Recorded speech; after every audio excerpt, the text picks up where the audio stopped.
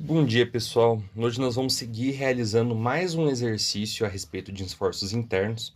Diferente do outro, que ele pedia um diagrama a respeito do esforço normal distribuído ao longo do nosso corpo, nesse caso aqui, o exercício vai pedir para que a gente encontre os esforços internos localizados no ponto C. Ou seja, é como se a gente abrisse uma seção aqui no ponto C e nela a gente calculasse os esforços exatamente nesse ponto. Diferente do outro caso, também agora nós temos um corpo mais complexo, porque agora esse RA e SRB, o que acontece? O exercício está apontando que existem dois apoios nesse ponto. E o que acontece é que esses apoios que se encontram nesse ponto, eles não são desconsideráveis para o exercício, uma vez que, por estar gerando um suporte para esse corpo, consequentemente existem forças que atuam nesse corpo que contribuem para o equilíbrio dele, ou seja, as nossas forças de reação, as forças RA e RB. A gente só chama dessa forma por convenção, mas não é alguma categoria de força que seja coisa nova do conteúdo. Ela nada mais é do que a força que o apoio gera por equilíbrio, gera para contribuir com o equilíbrio do nosso corpo, tá bom? Além disso, nós temos também essa carga que nós chamamos de carga distribuída. O que acontece é que, diferente de outras forças que são aplicadas em um único ponto, que nós convencionamos em aplicar em um único ponto, nós temos uma carga distribuída que ela é aplicada ao longo de um comprimento específico. O que quer dizer que, nesse caso, por exemplo, a cada metro de aplicação, né? Então, vamos colocar, a cada metro de aplicação, nós temos 800 newton sendo aplicado.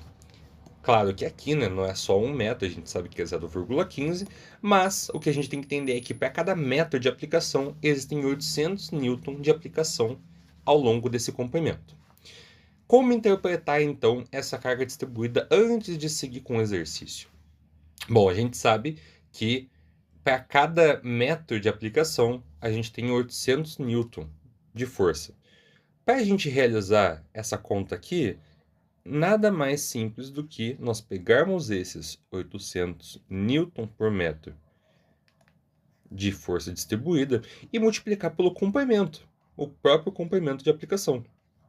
Veja que uma vez que nós fazemos isso, nós temos o cancelamento dos nossos comprimentos e a partir daí a gente consegue então realizar a nossa operação a partir dessa multiplicação. Então, 800 vezes 0,15, nós temos 120 newton de força.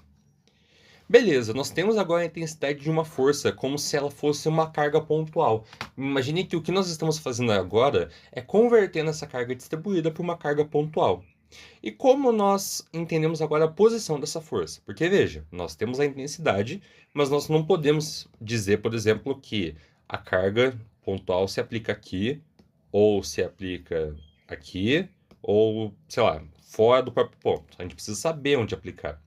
O que acontece é que, para que nós possamos saber disso, nós precisamos sempre aplicar, nesse primeiro caso, para retângulos, sempre na metade do comprimento. Teremos casos mais complexos, onde nós iremos entrar mais a fundo sobre onde aplicar essa força em específico, mas o que nós precisamos entender agora, para cargas distribuídas constantes, que é esse caso aqui do retângulo, né, essa linha, a carga ela é aplicada na metade do comprimento. Então veja que, na verdade, essa força aqui, ela vai ser aplicada, deixa eu jogar essa operação para cima, ela vai ser aplicada na metade do nosso comprimento. Então, aqui no ponto amarelo, nós temos a nossa força, vamos chamar de FD, nossa força distribuída, que a gente sabe que é igual a 120 newtons. Vamos entender, deixar bem claro, na verdade, que essa força distribuída ela não coincide com o ponto C. Veja que 0,15, se nós dividirmos esse 0,15 por 2, nós entendemos então que o comprimento, a distância, né, dessa linha aqui até o ponto de aplicação é de 0,075 metros. Ou seja, Veja que isso aqui não coincide com o valor de 0,05. Então, sabemos que existe um vão entre esses dois comprimentos. Não podemos considerar que a aplicação é exatamente nela. Beleza? Dito isso, agora nós vamos para as nossas contas de equilíbrio. Nós vamos pegar, então, aquela somatória de equilíbrio que a gente já tinha no primeiro exercício, onde a somatória das forças em x é igual a zero, mas agora nós vamos mexer também com a somatória de momentos em algum ponto. Coloquei o ponto O ali, mas já vou... esse ponto a gente vai mudar, mas antes de qualquer coisa, eu quero explicar do porquê precisa dessa segunda equação. Bom, veja que aqui nós temos duas incógnitas a serem resolvidas, a incógnita RA e a RB. Quando nós temos duas incógnitas a serem resolvidas, nós não podemos resolver apenas com uma equação. Não existe uma forma de resolver apenas com uma equação. A gente precisa de uma segunda relação que possa nos ajudar, então, a conectar os pontos e descobrir os dois valores que nós desconhecemos. Tanto que, se eu fizer aqui a somatória das forças em x, veja, a gente tem RA, lembrando aqui, né, que a gente está convencionando que as forças para cima são as positivas. RA mais RB menos 120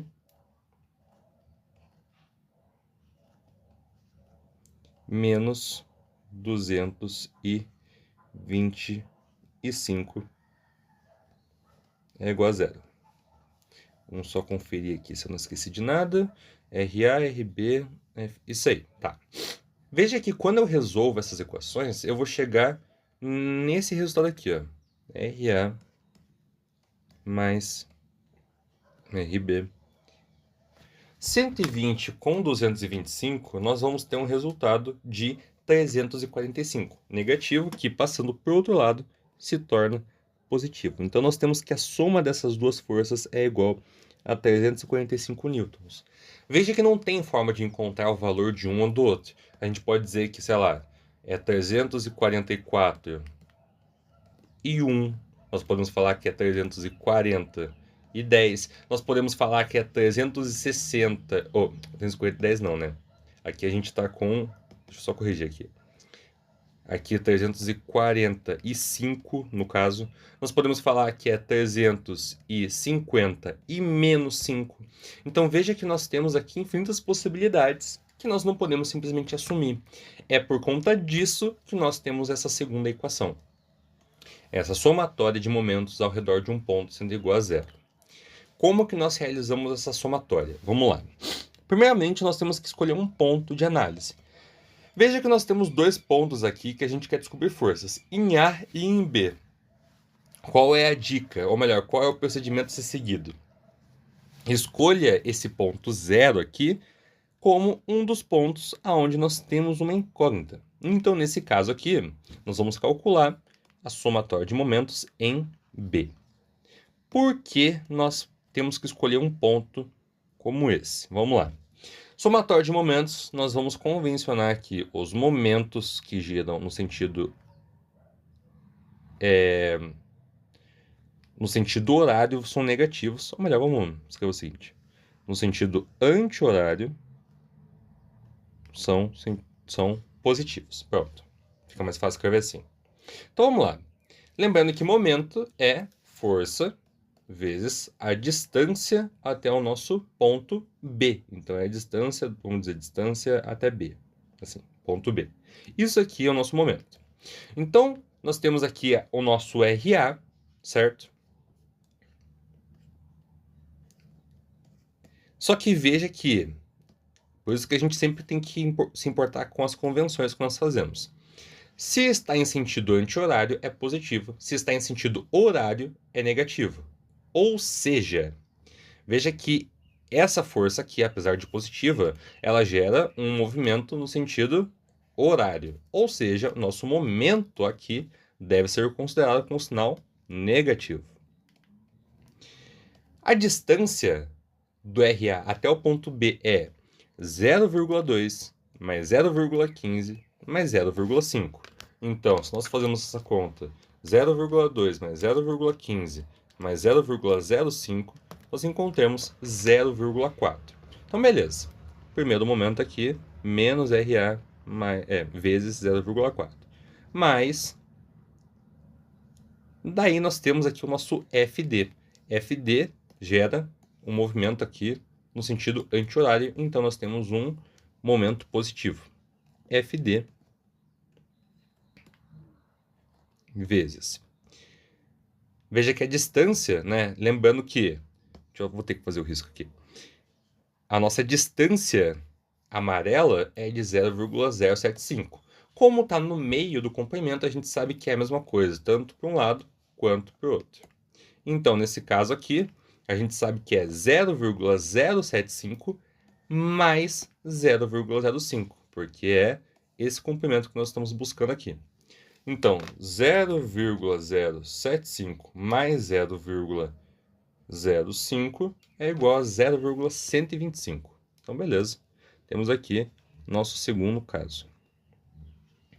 E agora vem o porquê de nós escolhermos um dos pontos em que nós temos interesse de descobrir forças. Porque veja, aqui nós temos o RB, certo?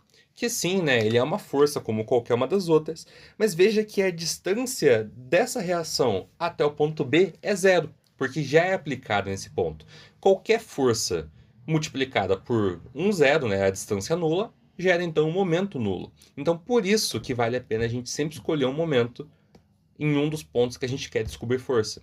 Porque dessa forma, essa incógnita, que já é desconhecida da primeira equação, ela é anulada na segunda, porque a gente teria RB vezes zero.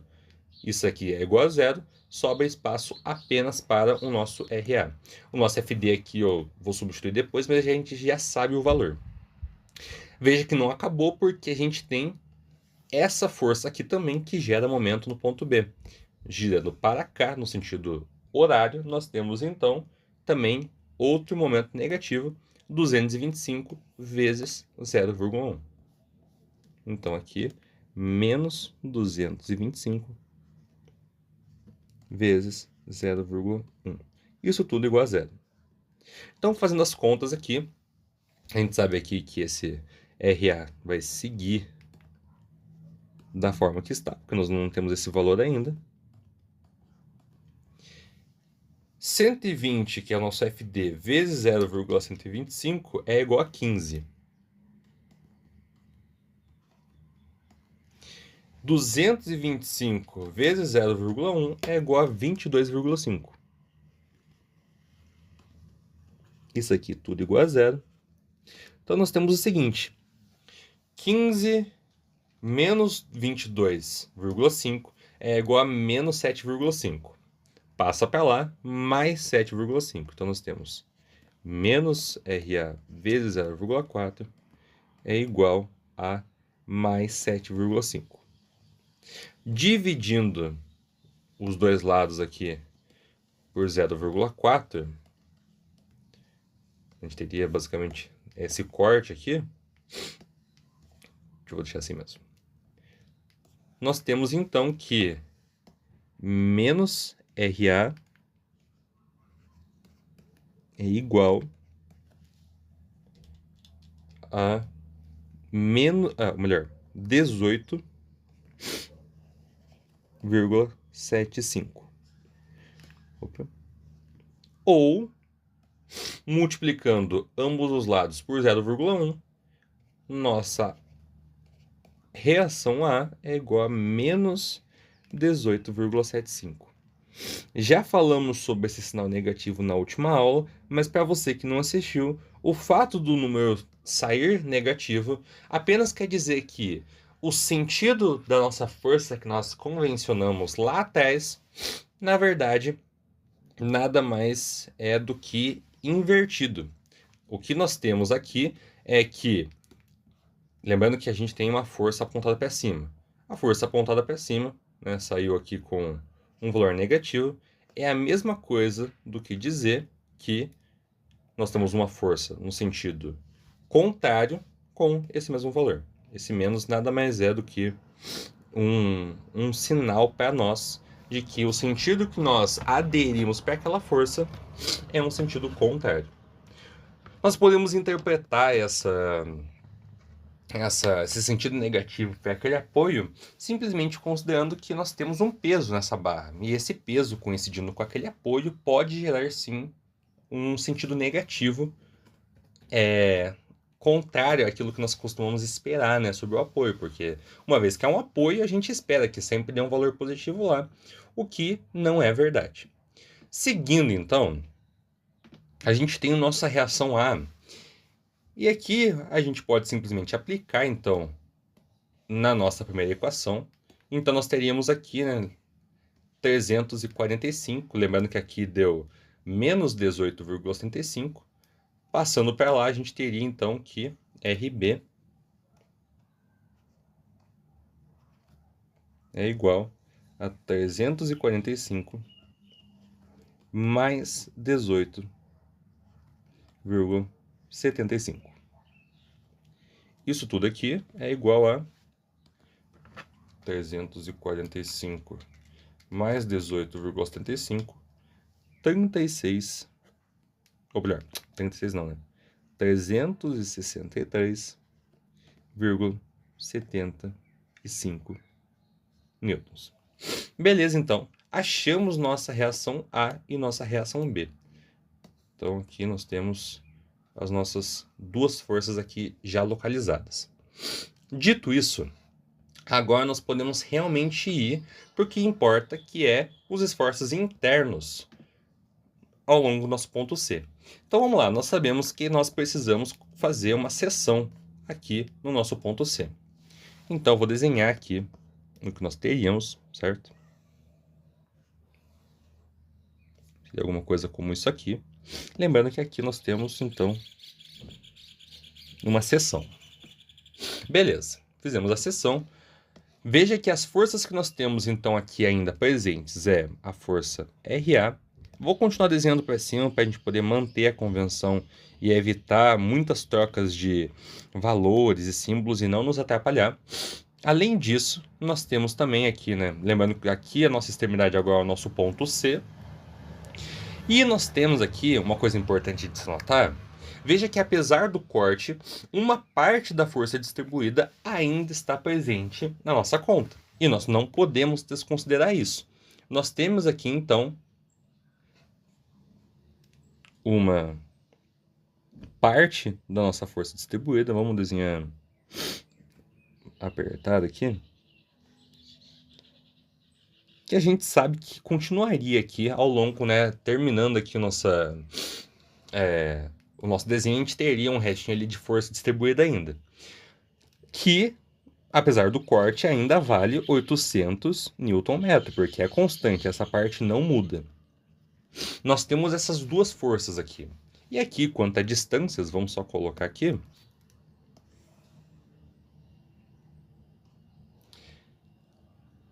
A distância de RA até o início da nossa força aqui dá 0,2 metros, melhor dizendo. E a distância do início até o nosso ponto C está aqui em cima, 0,05 metros. Beleza, feito isso, agora nós vamos começar os nossos esforços internos. Nós sabíamos de um que já foi falado na última aula, que é o esforço normal, que a gente apelida, né, de N. Nesse caso, vou colocar aqui o C, né, porque é o ponto C. Além disso, nós também temos dois esforços, sendo que um deles é um esforço que a gente vai chamar de esforço cortante ou cisalhante, alguns podem já ter conhecido como cisalhante, que a gente apelida com a letra V, e nós também temos um momento fletor. Esses nomes eles vão fazer mais sentido lá na frente, é óbvio que a gente vai entrar mais a fundo depois para entender o porquê desses nomes, mas o que eu preciso que a gente entenda agora é que três esforços internos são conhecidos nesse conteúdo, que é esforço normal, esforço cortante e momento fletor. São esses três, sendo que, obviamente, duas forças, uma normal à nossa seção, uma paralela à nossa seção e a outra é um momento, no caso, né, que vai afetar essa região também. Bom, para a gente calcular esforço normal, a gente usa a soma de forças em x igual a zero, porque a nossa normal é uma força em x. Veja que nesse caso aqui a gente não tem nenhuma força sendo aplicada em x. Isso quer dizer que nosso esforço normal ele também vai ser igual a zero. Veja que, então, deixa eu deixar em verde aqui. Nossa primeira resolução aqui, a mais tranquila, já foi. Nossa força é normal, nosso esforço normal é igual a zero. O esforço cortante, como ele é uma força em y, também nada mais justo do que assumir que as forças em y devem ser iguais a zero. E para esse caso, obviamente, nós temos aqui valores, né? Nós temos aqui o nosso RA, que nós sabemos que é menos 18,75, e a nossa força distribuída, nossa carga distribuída, nós vamos realizar o mesmo processo que nós fizemos antes, multiplicando pelo comprimento. O importante a se notar é que, nesse caso, o nosso comprimento ele diminui. Então, nós temos aqui, deixa eu jogar aqui para baixo, que a nossa força distribuída, nesse caso aqui eu vou colocar um FD', ele é igual a 800 Nm vezes 0,05 metros. Veja que agora a gente não vai fazer com o comprimento todo, só com uma partezinha. Multiplicando esses dois, nós temos então uma reação de 40 newtons. Lembrando que nesse caso aqui a gente consegue cortar as nossas unidades. Ponto de aplicação dela, mesma lógica. Exatamente na metade do comprimento. Vamos desenhar aqui então, antes do FD. A gente tem aqui nosso FD.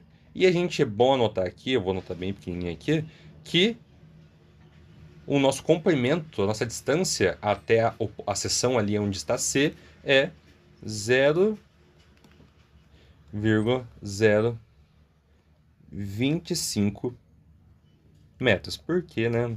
Como o comprimento é 0,05, logo metade desse comprimento corresponde a 0,025. Mas bom, esse comprimento vai ser importante para depois. O que a gente precisa saber agora é que a nossa força distribuída, ela vale menos 40 newtons, porque ela é aplicada para baixo, né? Estamos convencionando igual lá no início, que as forças para baixo são negativas.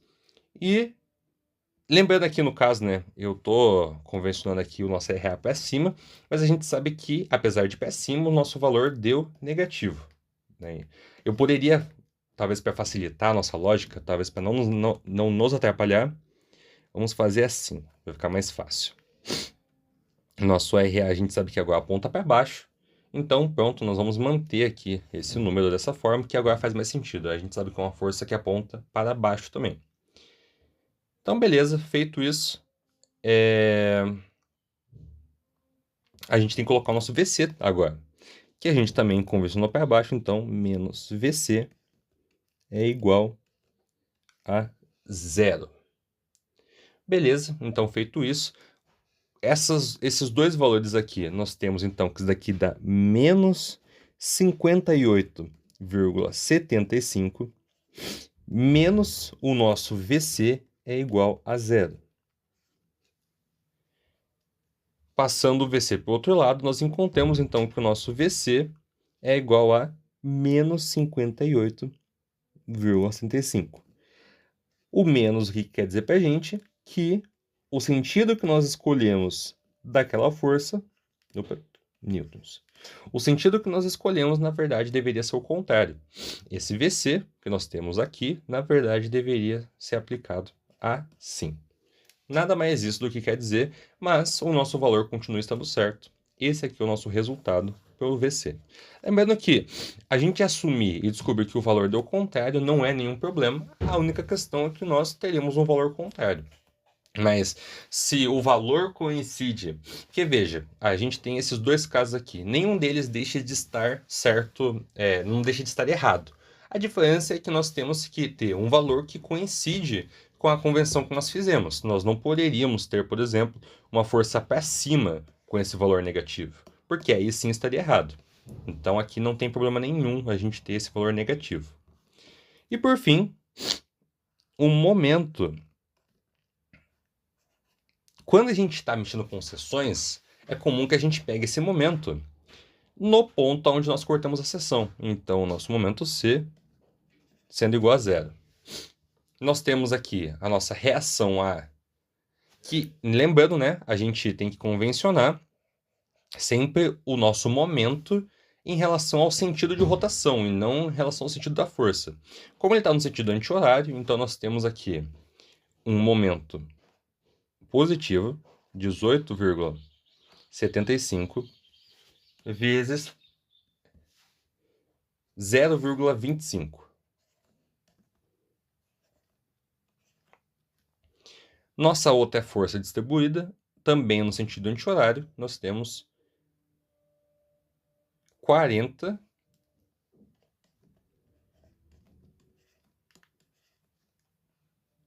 vezes 0,025.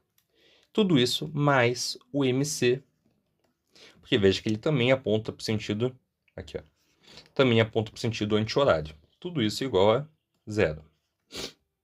Nós temos então 18,75 vezes 0,25 sendo igual a 46,875 mais 40 vezes 0, opa, calma aí que eu coloquei.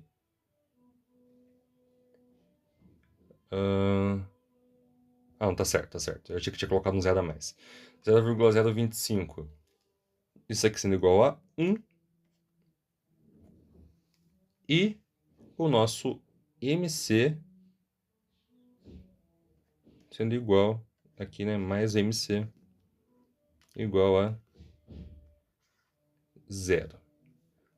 Só ver se está tudo certo aqui sobre as contas. 8,65 vezes 0,25, 40 vezes 0,025 mais MC igual a 0. Isso aí, beleza, fechou? Então, aqui, agora o que a gente precisa fazer é simplesmente a nossa conta aqui. 46,875 mais 1 vai dar 47,875. Passando para o outro lado, nós temos então nosso momento sendo igual a menos 47,875 Newton vezes metro. Lembrando que o sinal negativo só tem a dizer sobre nossa convenção. Na verdade, nós teríamos aqui, então, um momento fletor apontando no sentido contrário, no sentido horário. Mas, de novo, não tem nenhum problema. Se coincide com a convenção que deveria ter, então não está nada errado.